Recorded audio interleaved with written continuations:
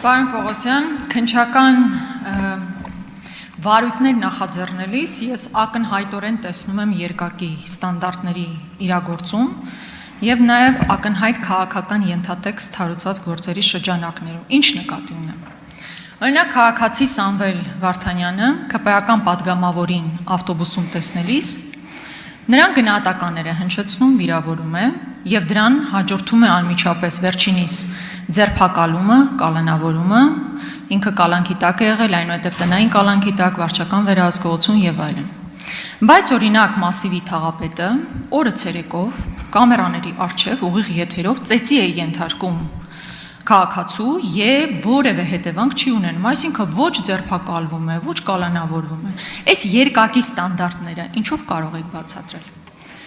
Հաջորդ հարցը վերջերս 2 օր առաջ ձերբակալվել ու կալանավորվել է գյումրեցի լրագրող Լիլիթ Աղեկյանը։ Ես ուզում եմ հասկանալ այդ ձևը նրա ձերբակալման, այդ խայտառակ իրողությունը, որ ականատես եղանք, ինչով է պայմանավորված, կամ ինչի համար ընդհանրապես կալանավորված Լիլիթ Աղեկյանը, կրկնում եմ այն նույն իրողությունների մասին է խոսքը, ինչ ես արդեն նկարագրեցի, ունենք դեպք առերևույթ ծեծի ենթարկելու եւ ուղղակի գնահատական հնչեցնելու։ Ոնց է ստացվում, որ ծեծի ենթարկած թաղապետը շարունակում է լինել ոչ միայն պաշտոնավորում է, նաեւ ազատ է, բայց մյուս անձը, ով ընդհանրապես գնահատական է հնչեցրել, գտնվում է կալանքի տակ։ Երկրորդ հարցը տխրահրճակ Անիֆի մասին պետք է հնչեցնեմ։ Ձեր վարույթում է մոտ 3 տարի, 3 դատախազն ասաց, որ կան առանձնացված 5 թե 6 գործեր այդ հիմնադրամի փողերի մսխման շրջանակներում, ես ուզում եմ հասկանալ, թե մինչև այսօր, այսքան տարիներ անց, ինչու որևէ անձ ներգրաված չէ որպես մեղադրյալ, եւ այս գործի շրջանակներում արդյոք հարցաքննվել է Նիկոլ Փաշինյանը, հաշվի առնելով, որ հիմնադրամը գտնվում է կառավարության ներքո, հետեւաբար կառավարության ղեկավարն է նախ եւ առաջ, որ պատասխան պետք է տա այս գումարների փոշիացման համար։ Շնորհակալություն Տիկին Գրիգորյան, նախ նշեմ, որ ես հիմա տեսական հարցեր ստիպված եմ լինելու տեսական ձևով ասեմ, որովհետև ըստ էության դուք նշում եք Մասիվի թաղապետի հետ կապված քրեական վարույթը զուգահեռներ եք անցկացնում, թե ինչի օրինակ չի ձերբակալվել, չի կալանավորվել եւ այլն եւ այլն։ Դուք չգիտեմ վարույթին տեղյակ եք թե չէ, մենք ըստ էության այն արարքը, որ մեղսագրված է արդեն ունենք, ոչ մեծ ծանրության հանցագործություն է։ Ինչա՞։ Ոչ մեծ ծանրության հանցագործություն է։ Ծեծը։ Իսկ վիրավորանքը։ Ֆիզիկական ներգործությունը մի խումբ անձանց կողմից, որը որ մեղսագրվել է։ Այսինքն մենք հիմա քրեական վարույթներով չենք կարող մատնանշել մեկ քրեական վարույթ, ըստ էության, երբ որ անձին առաջին անգամ հանցանք կատարած ոչ մեծ ծանրության հանցանք կատարած անձին ձերբակալեն։ Ինչ վերաբերում է պաշտոնավարման կասեցման հետ կապված, որը որ նաև խափանուն միջոցի տեսակ է, օրենքը հստակ հիմքերը տալիս է իրավապայմանները, երկու հիմք գոյություն ունի, երբ որ վարույթն իրականացնող մարմնի որոշմամբ պաշտոնավորումը կասեցում է կիրառվում կոնկրետ անձի վերաբերյալ, երբ որ ըստ էության անձը շարունակելով մնալ պաշտոնում կխոչընդոտի գործիքությունը կամ կկատարի նոր հանցանք։ Իսկ տվյալ պարագայում դուք գիտեք, որ ըստ էության պաշտոնական դիրքի կապակցությամբ չի տեղի ունեցել այդ ամեն ինչը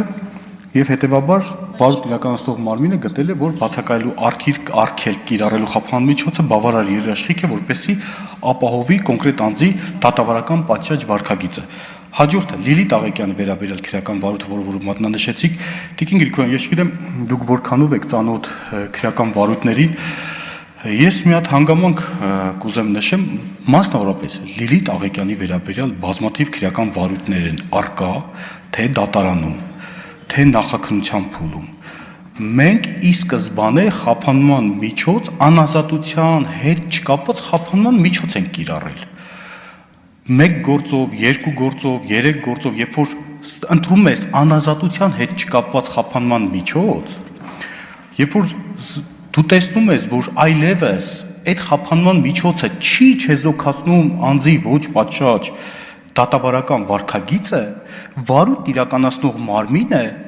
ծայրահեղ ինչի է գնացել ծայրահեղ խափան միջոց կալանքի վերաբերյալ միջնորդություն ներկայացրել, որովհետև անձը թե դպրոցում խուլիգանություն կատարելիս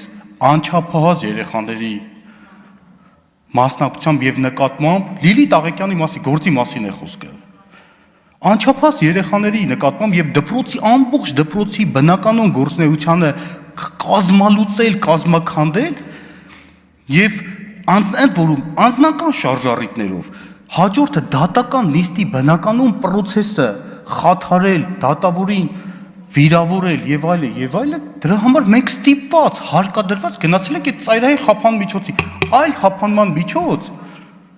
Այլ խափանման միջոց չէր կարող երաշխավորել, երևի արձագանքեմ ճիշտ ասած հարց։ Արձագանք։ Արձագանքեմ։ Չէ, արձագանք։ Պարոն Պողոսյան, ես քնիչ չեմ, դատավոր չեմ, իրավաբան չեմ, բայց պարտադիր էլ չի որ լինեմ։ Կա երկու պարզ դրվագ։ Մի դեպքում մարդը ծեծում է, մյուս դեպքում ուղղակի գնահատականը հնչեցնում, եթե կուզեք վիրավորանք։ Եթե կարծում եք, որ ծեծի պարագայում նորմալ է, որ մարդը մնում է ազատության մեջ, ես հակառակը չեմ պնդում, ուղղակի երկու իրավիճակ եմ ներկայացնում։ Ասում եմ, դուք երկակի ստանդարտներով եք առաջնորդվում եւ կոնկրետ քաղաքական ենթատեքստ կա այդ գործերի մեջ։ Մի դեպքով մարդը ծեծի է ենթարկում, իր համար խնդիր չկա, չի կալանավորում, չի ձերբակալվում։ Մյուս դեպքում դատավորին ասելա կոռուպցիոներ, այսինքն դատավորին կոռուպցիոներ ասելու համար պետք է մարդը կալանավորվի։ Կամ Սամվել Վարդանյանի դեպքով ավտոբուսում հնչեցված գնահատական վիրավորանքի համար մարդը կարա ձերբակալվի, կալանավորվի, բայց ծեծի դեպքում չպետք է կալանավորվի, այս ինչ եք ասում։ Ես նորից եմ ասում, չեմ ասում թաղապետը պետք էր կալանավորվել, պետք է ձերբակալվել, ասում եմ երկու իրավիճակ կա։ Մի դեպքում ձեր գործողությունները եղել անհապաղ կալանավորումը, մյուս դեպքում ասում եք ինչ ա եղել, որ անիվի մասով խնդրում եմ հարցերս նորից անդրադառնաք։ Շնորհակալություն Տիկին Գրիգորյան։ Ես ճիշտ ասած նորից Ես նշում եմ, փորձ ասում եմ Լիլիթ Աղեկյանը առաջի անգամ չի հանցանք կատարել, ասում եմ Լիլիթ Աղեկյանը բազմաթիվ առերևույթ հանցանքներ ա կատարել, մենք ընտրել ենք անազատության հետ չկապված խափան միջոց 1, 2, 3 դեպքով, կներեք էլի ես, հետո երբ որ տեսնում ենք, որ այդ խափան միջոցը չի ապահովում անձի պատշաճ վարքագիծը դատավարական եւ կատարում է այլ հանցանքներ, ոչ թե ծեծ, ոչ մեծ ծանրության հանցագործություն, այլ առավել ծանր հանցանք, դատանի նկատմամբ անհարգալից վերաբերմունք, դատավարության մասնակիցներին խուլիգանություն եւ այլն, որը որ մեղսագրում ենք,